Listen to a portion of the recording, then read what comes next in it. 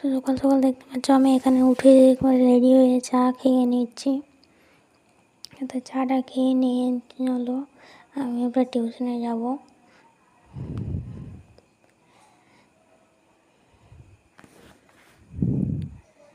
দেখতে পাচ্ছ এখানে আমার চা খাওয়া প্রায় শেষ। চলো চা খাওয়া শেষ, তোমাদের একটু দেখিয়ে দিই। তারপর আমি ব্যাগ নিয়ে বেরিয়ে পড়েছি টিউশনে যাওয়ার জন্য। দেখতে পাচ্ছ আমি বেরিয়ে গেছি।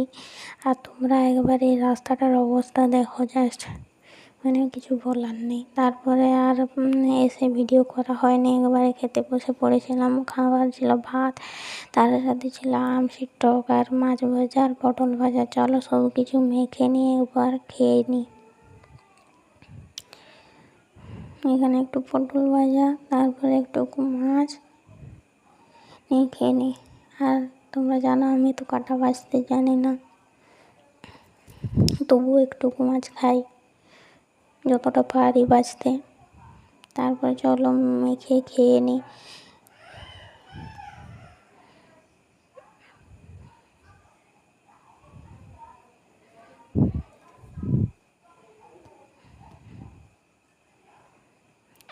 আর এখানে দেখতে পাচ্ছ আমি একটা আম সে তুলে খেয়ে নিয়েছি। এরপরে আর টক ছিল আমসিটা, কিন্তু টক বেশ ভালোই লাগছিল। তো চলো খেয়ে নিই। তারপরে বিকেলবেলায় একটুকু বেরিয়েছিলাম। দেখতে পাচ্ছি আমি বিকেলবেলা সন্ধ্যার দিকে, প্রায় সন্ধ্যা হওয়ার সময় বেরিয়েছিলাম। আর যেতে যেতে এই দাদাটার সাথে রাস্তায় দেখা, দেখতে পাচ্ছ তোমরা যদি ভিডিওটা পজ করে দেখতে পারো তো দেখে নিও। ওই দাদাটার নাম ছিল প্রদীপ বাউরি। উনি মুকুটমণিপুর থেকে এত সতর্ক যাচ্ছে বাবার মাথায় জল ঢালতে। তো দেখে নাও উনি কীভাবে যাচ্ছে। আর এখানে সবাই ভিড় করে দাঁড়িয়েছিল, সেইভাবে ভালো করে ছবিটা নেওয়া হয়নি।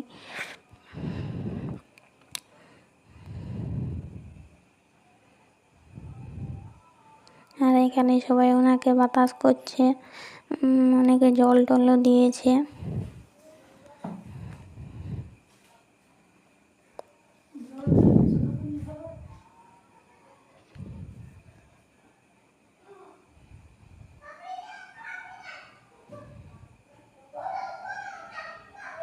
তারপর আমরা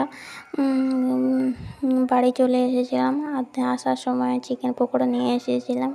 চিকেন পকোড়াটা কিন্তু খেতে ভালোই হয়েছে। তো আজকের মতন এই পর্যন্তই। তোমরা ব্লগটা কেমন লাগলো অবশ্যই জানিও। আর ভালো লাগলে